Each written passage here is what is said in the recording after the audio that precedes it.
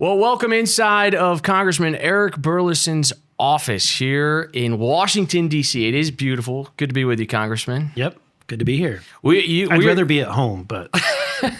Well, we're excited because on Wednesday night, tomorrow, March 26th, we will hold a virtual town hall. I think it's our fifth or sixth virtual town hall.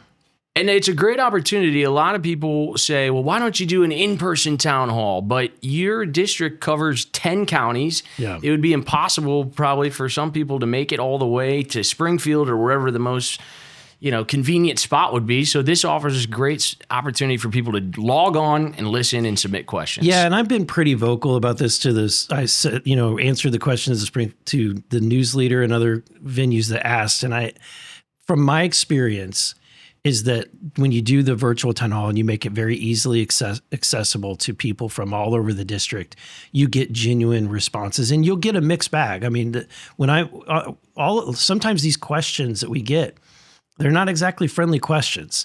And people think that we filter these questions. We do not filter. I want everyone to know we will not, and we do not, and we have not filtered questions. We ask, generally speaking, like when somebody's asking a question, give us an idea what question you're going to ask.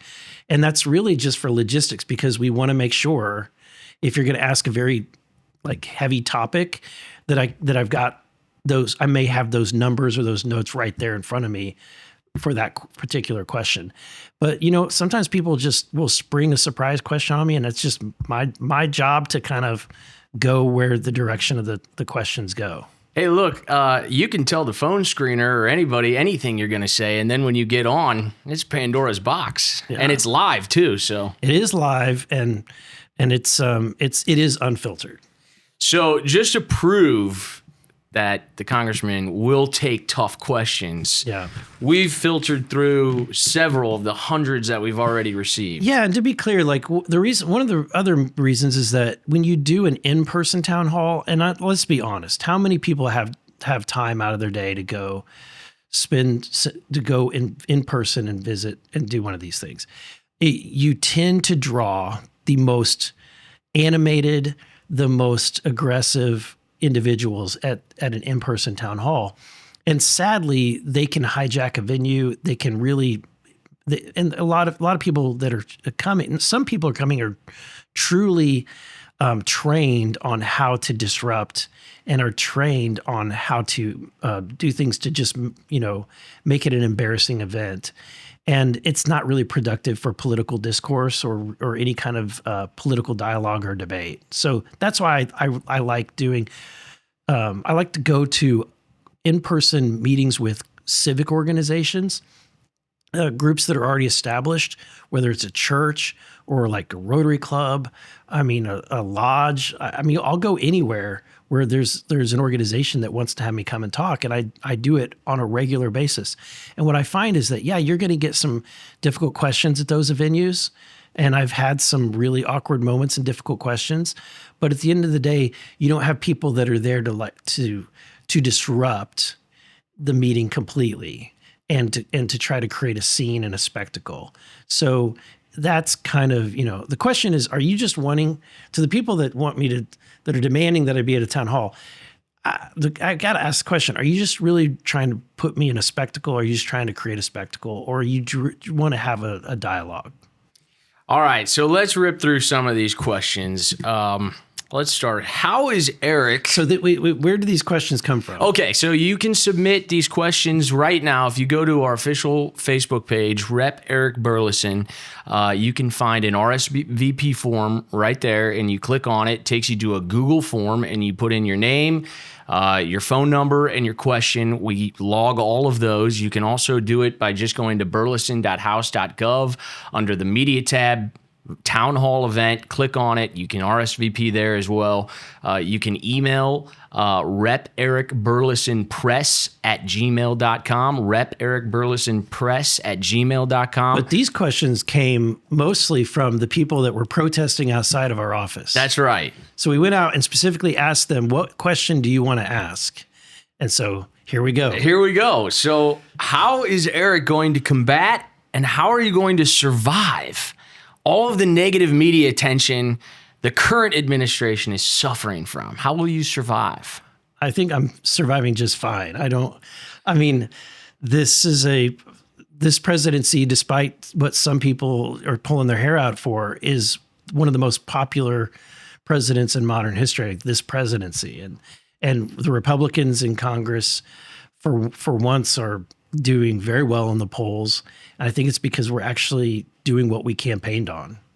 So you will make it. You'll get through the day. I think I'll survive. Okay. All right. Why are you too chicken to answer to us, the people you supposedly represent in an in-person town hall? No, I mean, I'm not opposed to answering any questions. People can ask me any questions. And again, we'll be answering any question that somebody wants to ask in that virtual town hall. I'm not opposed to that. What I am going to be opposed to is somebody that wants to take over a meeting and disrupt and cause chaos. Why aren't you doing anything to stop the Trump-Musk coup? Probably because I love what they're doing.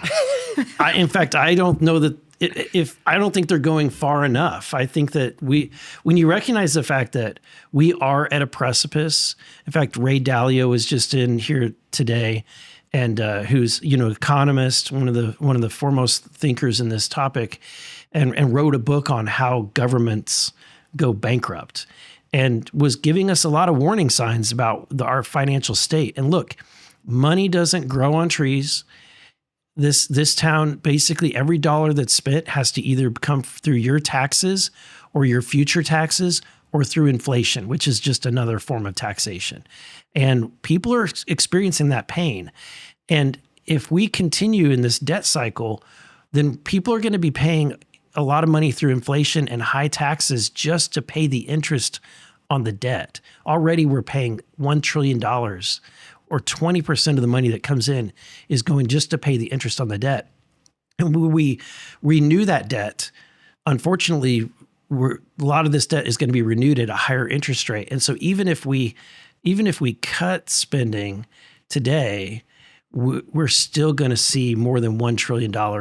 We'll see that number grow because interest rates are going up. So something has to be done. And that's why I think that Elon Musk recognizes that. Trump recognizes that. You talk to any financial advisor, anybody that is watching the market, they all say this is really bad and we need to cut spending. And so I think that what they're doing is great. So a lot of people, chime in and say, well, Donald Trump and Congress in particular are sort of caving to an unelected bureaucrat in Elon Musk. But he was appointed as a special government employee by President Trump, which he has full constitutional authority to do.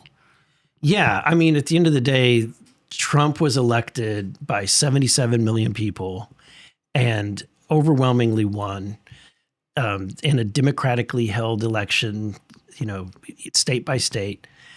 And this is what democracy looks like, right? For those people that you may not like it, but this is what democracy looks like. And when he campaigned with Elon Musk saying that they were going to create the Department of Government Efficiency in order to cut waste, fraud, and abuse.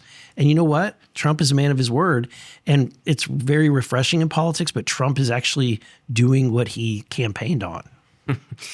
Okay. Do you really support what Washington is doing to our democracy?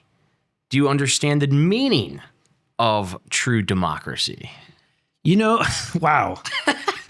As I said, this is what democracy kind of looks like, right? It's not a pure form of democracy, and we wouldn't want a pure form of democracy. Let me remind people too, this is a republic.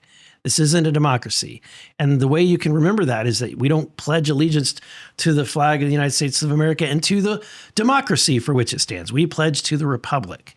And there's a reason for that. Our founding fathers, famously, Benjamin Franklin said, democracy is two wolves and one sheep voting for what's for dinner.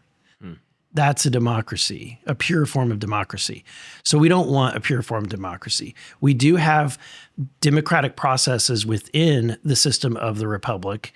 And so, yeah, I do understand what a democracy is, I believe. And I'm glad that we are not a democracy.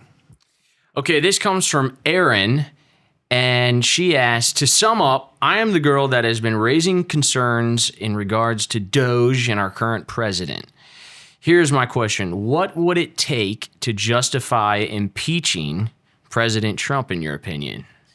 What would it take for me to want to impeach President Trump? I don't know. Let's say that he and his family threatened another global leader with billions of taxpayer dollars if they didn't equivocate and benefit his sons. Just hypothetically speaking, okay. threaten billions of dollars to benefit his sons, the company that his son is sitting on a board for, receiving checks funneled through multiple shell companies from different global oligarchs from around the world, and money that is funneling to all of family members to the tune of over $30 million. Maybe if Trump were to do something like that, I would consider impeaching him. With the federal government's current plan to dismantle the Department of Education, how do you plan to maintain the integrity of public education and continue to provide the same level of educational resources to the children of your district? Yeah, I think that this concept that are what's best, things that are local govern best, right? And so I think sending the money directly to the state is a much more responsible way of doing it, and let the states who are, microcosms of experimentation, let states figure out what works best, and then other states can look and see what's working best around the country. That's what's really good about the federalist system in the United States, that if you let the states have discretion and authority, we can figure out what the best practices are. So I think that when it comes to education, we are not right now. Our system is not performing well. Students are not reading at the levels that they should. The math scores are down. I think that it's time to. The federal government is truly not helping. So I think we just need to send the money back to the states. Are you only interested in ginning up culture wars against your perpetual LGBTQIA plus boogeyman in order to justify your fat salary and remarkably generous pension and benefits? Wow. So I'll just directly talk about my pension. It is actually, in my opinion, it's not exactly what many people would call fat. I mean, it is, to be completely transparent, because you can look this up. Members of Congress, everybody thinks that we retire and that we just continue to make money, make the same income, but that's not the case. They eliminated that kind of pension system a long time ago. And members of Congress, I think the way that the formula works is that for every year that you're elected, you make 1% of your income in retirement. When I worked at Cox Health, I think that was closer to 2%. So this is not exactly a fat pension, if that makes sense. Well, in some ways. So if I worked for 10 years, it'd be less than $20,000 a year. That's if I worked for 10 years. That'd be tough to live on. Right. I mean, you're not going to get rich off that. But that's what, if people think that that's getting rich, then okay, yes, it's a fat pension. All right, let's get to a real topic of substance. This is a legitimate question. Pineapple, Congressman, does it belong on pizza? Oh, I like this question. No, the question is it on an Eris pizza? No, I actually, sometimes a Hawaiian pizza hits the spot. I do like Hawaiian pizza, especially if it's got bacon and ham and pineapple. Loaded up. Yeah. Okay, and the last question we've got here. To the person screening these messages, how do you sleep at night knowing you work for such a worthless, reckless, ignorant sack of shit like Congressman Burlison? So this is how my staff sleep at night? I guess. I mean, wow.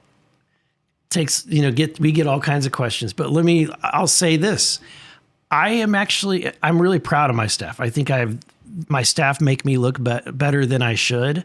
I have really great staff, and they take a lot of crap from people. They unfortunately, we get a lot of people that call in angry at me and my staff. I don't deserve the staff that I have, but I'm very, very honored to work with all of you. See, that's the test. You answer tough questions, even the ones that, we'll try to get to on Wednesday night during the virtual town hall, which you can RSVP for right now. Go to the representative's official Facebook page at Rep. Eric Burlison. You can go to burlison.house.gov. Submit your questions. We want every constituent to join on Wednesday night at 5:30 Central Time. Hope to have you join the congressman on Wednesday. Always great to be with you. Yeah. Looking forward to Wednesday.